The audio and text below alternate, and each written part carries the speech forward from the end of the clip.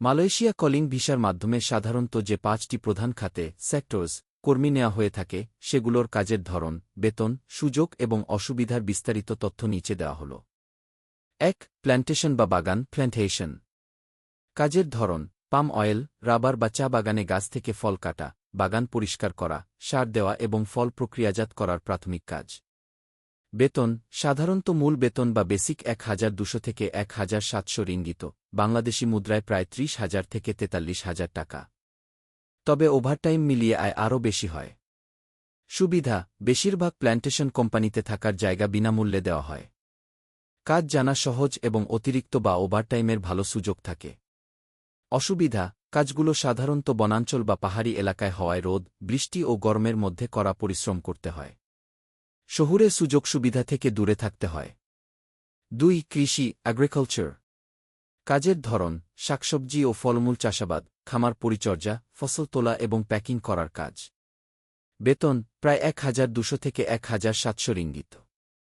সুবিধা: বাগানের তুলনায় কিছু কৃষি খামার লোকাল এলাকায় বা শহরের কাছাকাছি থাকে। থাকা খাওয়া বা অনেক সময় আংশিক সুবিধা কোম্পানি দেয়। অসুবিধা: রোদের মধ্যে দীর্ঘ সময় মাঠে কাজ করতে হয়। ঋতু বা আবহাওয়ার উপর কাজের চাপ নির্ভর করে। ৩. ম্যানুফ্যাকচারিং বা উৎপাদন শিল্প ম্যানুফ্যাকচারিং। কাজের ধরন: ইলেকট্রনিক্স ফ্যাক্টরি, গার্মেন্টস, প্লাস্টিক কারখানা, ফুড প্রসেসিং বা বিভিন্ন উৎপাদনমুখী কারখানায় মেশিনের কাজ, প্রোডাকশন লাইন এবং প্যাকিংয়ের কাজ। বেতন: সাধারণত ১,৫০০ থেকে ২,০০০ রিঙ্গিত, বাংলাদেশি মুদ্রায় প্রায় ৩৮,০০০ থেকে ৫১,০০০ টাকা। দক্ষ ও অভিজ্ঞদের জন্য বেতন আরও বেশি হয়। সুবিধা: ছাদযুক্ত কারখানার ভেতরে ফ্যানের বাতাস বা এসি রুমে কাজ করতে হয়, তাই রোদ বৃষ্টির ঝামেলা নেই। ওভারটাইম পাওয়ার সুযোগ সবচেয়ে বেশি থাকে, যার ফলে মাস শেষে ভালো টাকা আয় করা যায়। অসুবিধা: রোটেটিং শিফট বা কখনো নাইট ডিউটি করতে হয়। লম্বা সময় দাঁড়িয়ে থেকে বা একই কাজ বারবার করতে হওয়ায় শারীরিক ক্লান্তি আসে। ৪. সার্ভিস বা সেবা খাত সার্ভিসেস। কাজের ধরন: হোটেল, রেস্তোরাঁ, shopping mall, cleaning service, hypermarket বা লন্ড্রিতে ক্লিনার, ওয়েটার বা হেল্পারের কাজ। বেতন: সাধারণত ১,৫০০ থেকে ১,৮০০ রিঙ্গিত বা তার বেশি, বাংলাদেশি মুদ্রায় প্রায় ৩৮,০০০ থেকে ৪৬,০০০ টাকা। সুবিধা: শহুরে পরিবেশে আধুনিক জীবনযাত্রা ও যোগাযোগ ব্যবস্থা ভালো থাকে। স্থানীয় লোকজনের সাথে মিশে ইংরেজি বা মালয় ভাষা শেখার সুযোগ দ্রুত হয়।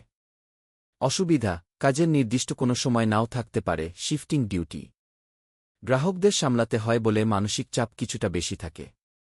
৫. কনস্ট্রাকশন বা নির্মাণ খাত কনস্ট্রাকশন।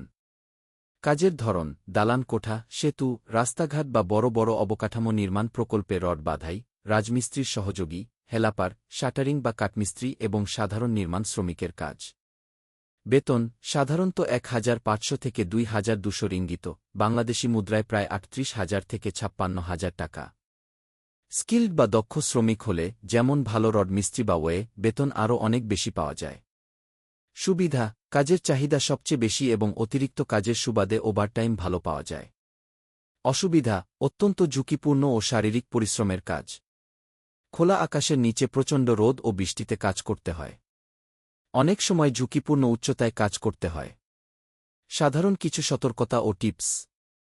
ন্যূনতম মজুরি: মালয়েশিয়া সরকার নির্ধারিত নতুন ন্যূনতম মজুরি আইন অনুযায়ী বেসিক বেতন কাঠামো অনেকটাই উন্নত হয়েছে।